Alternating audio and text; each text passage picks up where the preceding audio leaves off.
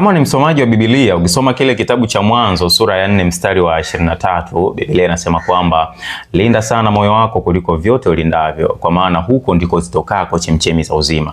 Sasa ukiyatafsiri haya maneno huwa hauyatafsiri kama yanavyosikika. Hii tunaita ni jazanda kwa lugha ya ndani sana ya Kiswahili ama lugha ya picha.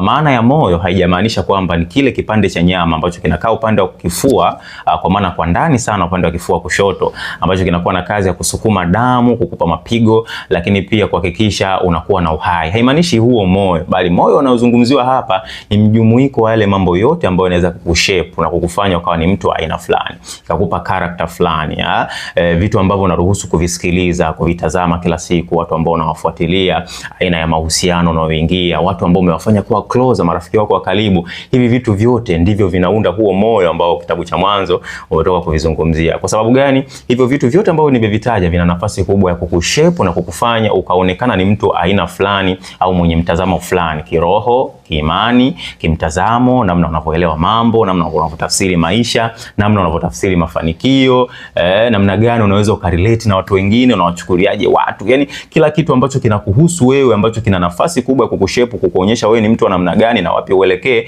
vinalindwa na hivyo vitu. Kwa hiyo kuwa makini sana na watu ambao uko nao karibu, kuwa makini na kitu unachokiruhusu kiingie ndani yako, avoid zile negative energy, kusikiliza vitu ambavyo vinakukatisha tamaa na vitu kama hivyo. Unamtengeneza yule mtu wako wa ndani ambaye atakuja kuexpose sasa huku nje sisi tukakujua kwamba wewe ni mtu fulani, huyu ni Zurukifu Mtondo mwenye sifa hizi na hizi. Huwa vinatokana na hizo influences zote ambazo nimetoka kuzitaja.